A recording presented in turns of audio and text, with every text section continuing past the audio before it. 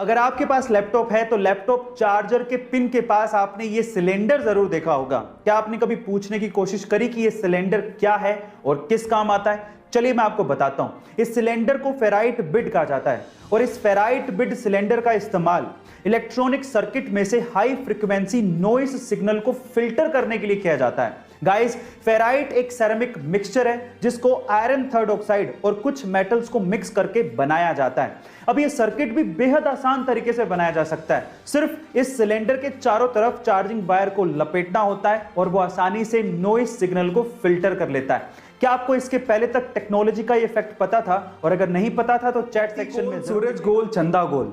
अब ये सारी गोल चीजें तो ऊपर वाले ने बनाई हैं, कुदरत की देन है। तो इंसान ने सोचा कि क्यों ना मैं भी दुनिया का सबसे गोल ऑब्जेक्ट बनाऊं, और उसने बनाया भी। तो आज इस वीडियो में मैं आप लोगों को इंसान द्वारा बनाए गए दुनिया के सबसे गोल ऑब्जेक्ट को दिखाने वाला हूं, यानी कि world's roundest object made by human. ये ऑब्जेक्ट जिस मटेरियल से बनाया गया है उसका नाम है सिलिकॉन। इनफैक्ट ये सिलिकॉन के एक आइसोटोप S28 से बनाया गया है। इसको बनाने में 1 मिलियन यूरोस की लागत आई और आज के वक्त इस ऑब्जेक्ट की कीमत 10 मिलियन यूरो से भी ज्यादा है। गाइस, आपको इंसान द्वारा बनाए गए इस वर्ल्ड्स राउंडेस्ट ऑब्जेक्ट के बारे में क्या कहना है? भारतीयों का तो नहीं पता कि हम अपनी संस्कृति से कितना ज्यादा प्यार करते हैं, लेकिन बाहर के लोग हमारी भारतीय संस्कृति इवन हमारी भाषाओं का बहुत ज्यादा सम्मान करते हैं और उनसे प्रभावित रहते हैं। उन्हीं में से एक है इंटरनेशनल सिंगर कैटी पेरी। मैं आपकी जानकारी के लिए आपको बता दूं कि सिंगर कैटी पेरी ने अपने हाथ पे एक टैटू करवाया है और वो भी हमारी संस्कृत भाषा में। उन्होंने लिखवाया है अनुगच्छतु प्रवाह, यानी कि भाव के साथ चलो। गाइस, आप अपनी भारतीय संस्कृति को कितना प्यार करते हैं? Chat section. काले बाल, खिले खिले मतवाले बाल, ऐसे बालों के लिए आज कोई कितने भी पैसे देने को तैयार हो जाए, बशर्ते उसके पास पैसे होने चाहिए।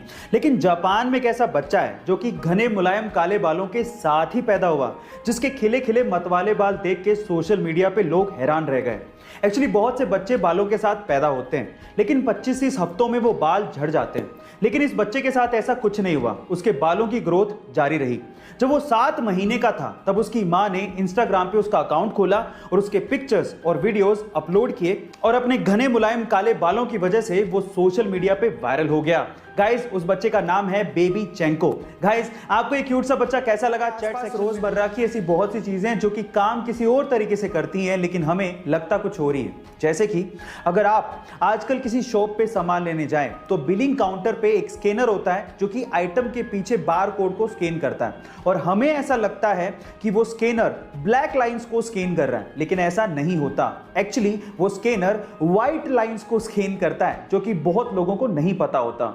एक्चुअली होता कुछ यूं है कि स्कैनर एक लाइट फेंकता है बारकोड की तरफ, जो कि व्हाइट पोर्शन से रिफ्लेक्ट होने वाली लाइट को डेटा की फॉर्म में ट्रांसफर करता है। गाइस, ये अमेजिंग इंफॉर्मेशन आपको कैसी लगी? चैट सेक्शन से सवाल पूछूं कि इस दुनिया का सबसे नीडर यानी कि सबसे दिलेर जानवर कौन सा है, तो शायद आप लोग शेर का नाम लें, लेकिन Guinness book of world record के हिसाब से दुनिया का सबसे नीडर जानवर शेर नहीं है, बल्कि वो है हनी बैजर। जी हाँ गाइस, आप लोग ये सुन के हैरान रह जाएंगे कि छोटे से आकार के होने के बावजूद भी हनी बैजर बड़े बड़े मांसाहारी जानवरों से भिड़ जाता है और तब तक लड़ता है जब तक कि वो सामने वाले को मार ना दे या खुद ना मर जाए, लेकिन वो पीछे नहीं हटता।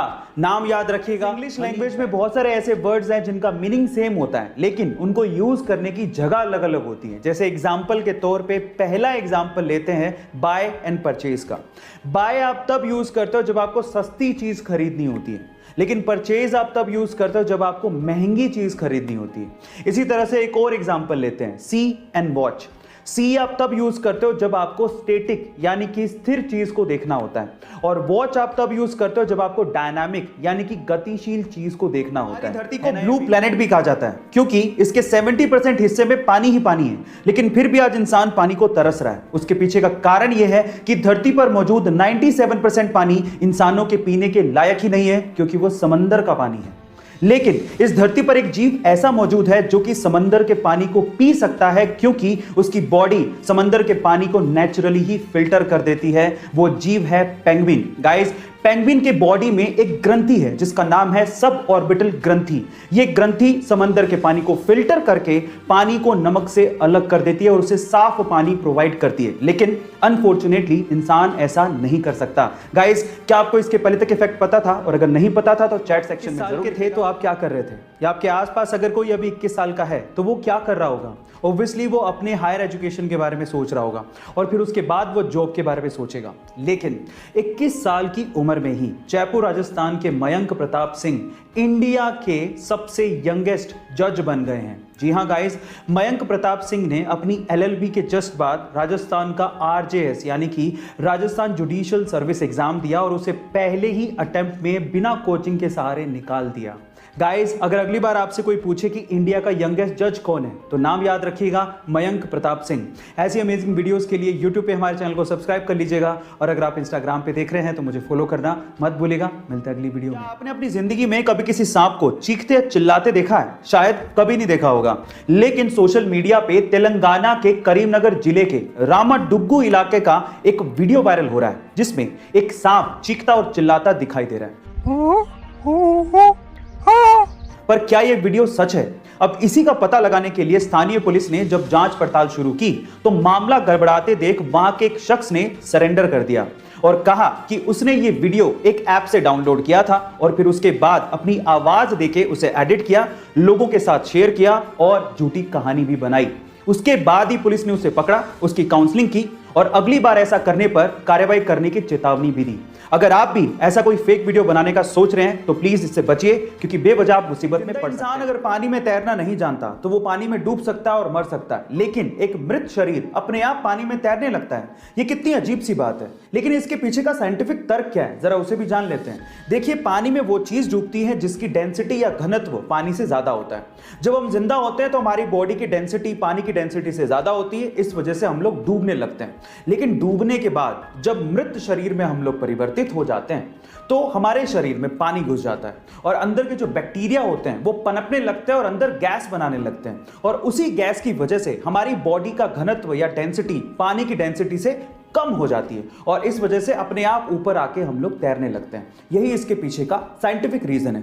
क्या इसके पहले तक इफेक्ट आप जानते थे? और अगर नहीं जानते थे तो एंशिएंट टाइम में यानी पुराने जमाने में हमारे इंटेलेक्चुअल्स को लगता था कि मैथ्स में एक ऐसा कोई सिंबल होना चाहिए विच रिप्रेजेंट्स नथिंग, यानी नथिंग को रिप्रेजेंट करने के लिए भी तो कोई सिंबल होना चाहिए। सो इसी को ध्यान में रखते हुए 5th सेंचुरी में एक इंडियन मैथमेटिशियन आर्यभट्ट ने जीरो को इन्वेंट किया।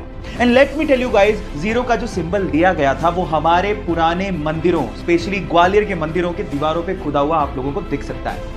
सो गाइस, अगर आप ये सोचते हैं कि जीरो की इन्वेंशन कोई बड़ी इन्वेंशन नहीं है तो मैं आपको आपकी जानकारी के लिए बता देता हूं, अगर जीरो इन्वेंट नहीं हुआ होता ना तो बाइनरी लैंग्वेज नहीं आती, और बाइनरी लैंग्वेज नहीं आती तो एक कंप्यूटर लैपटॉप कुछ नहीं होते। जब शून्य ना देता भारत तो चांद पे जाना भी मुश्किल था। क्या आपको पहले से बात पता थी? और नहीं पता थी तो चैट सेक्शन में लिखना मत भूलिएगा। गाइस, अगर आप लोग टीवी के शौकीन हैं तो एक चीज आप लोगों ने गौर करी होगी कि एक मूवी ऐसी है जिसे सेट मैक्स या सोनी मैक्स पे बार बार दिखाया जाता है। सबसे पहले तो आप लोग चैट सेक्शन में उस मूवी का नाम गैस करके बताओ। जी हां, आपने ठीक लिखा, वो मूवी है अमिताभ बच्चन की सूर्यवंशम। पर सवाल यह है कि सेट मैक्स या सोनी मैक्स सूर्यवंशम मूवी को बार बार क्यों दिखाते रहता है? तो उसके पीछे के 2 रीजन है। पहला रीजन, जिस ईयर में यह मूवी रिलीज हुई थी उसी ईयर में सेट मैक्स चैनल भी लॉन्च किया गया था। और दूसरा रीजन यह है कि सेट मैक्स या सोनी मैक्स ने इस मूवी के अगले 100 सालों के राइट्स उस वक्त खरीद लिए थे और इसी वजह से इस मूवी को वो बार बार दिखाते हैं। क्या इसके पहले तक के फैक्ट आपको पता था? और अगर नहीं पता था तो चैट सेक्शन में जरूर लिखिएगा और ऐसे अमेजिंग वीडियोस के लिए यूट्यूब पे हमारे चैनल को सब्सक्राइब कर लीजिएगा और अगर आप इंस्टाग्राम पे देख रहे हैं तो मुझे फॉलो करना मत भूलिएगा। मिलते हैं अगली वीडियो में।